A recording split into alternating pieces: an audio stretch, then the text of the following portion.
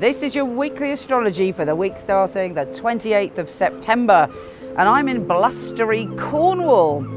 Now on the 28th, it's a massive day. The doomsayers are saying it's a terrible thing, but I think it's fantastic. It's an emotional new beginning for us all as we have the full Aries harvest moon eclipse. Now, we also have this week a mutable Grand Cross. And I've had a bit of feedback from people saying, what are you talking about, Michele Knight? There is no mutable Grand Cross, there's no cardinal Grand Cross, none of that's happening in October. And this is the perfect day for me to explain the way that I do astrology. And for me, I add the moon. Oddly, a lot of astrologers don't, but I believe particularly in this crucial time, it's essential for us to include the moon. The moon is all about our emotions and our soul development, and it's not something to be left out. Traditional astrologers may say, well, it's just such a fleeting thing, but I personally think that's a load of patriarchal old rubbish, and the moon should be embraced. Here's your weekly astrology.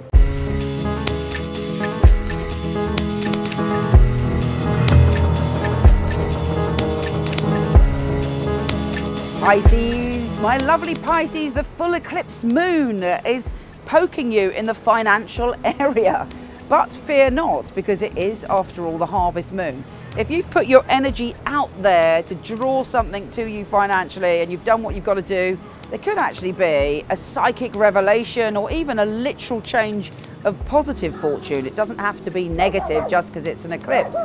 Indeed, there is great opportunity for you with this eclipsing moon. And actually, you might think that of branching out, of doing something else, of having, because you're so intuitive anyway, of really being able to take in what you need to do to turn your fortunes around.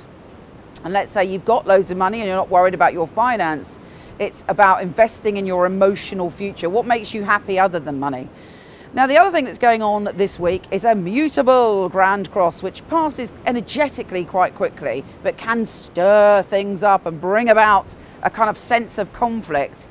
For you, this might focus on promises, and it's incredibly important for you to stick to your word this week. If you've given someone your word, even if they've turned out, you know, not to live up to their part of it, if you've said something and you really meant it in your soul, then perhaps you need to follow through this week. There is areas in your life connected to your work, connected to your heart, connected to your soul, that require you to be absolutely perfect this week, and that's because Neptune, your ruler, is caught up in that mutable cardinal Grand Cross. If you want more on this, go and listen to your monthly astrology or go to my website where there's a lot more detail. I send you so much love. Let Neptune guide you and you'll be fine. Take care, and I'll speak to you soon.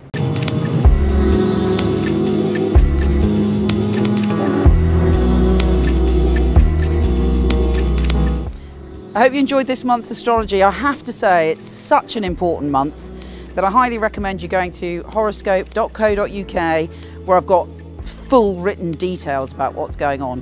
And also, if you fancy it, micheleknight.co.uk or .com, because I've got 3,000 articles on everything magical, spiritual, from soulmates to psychic development.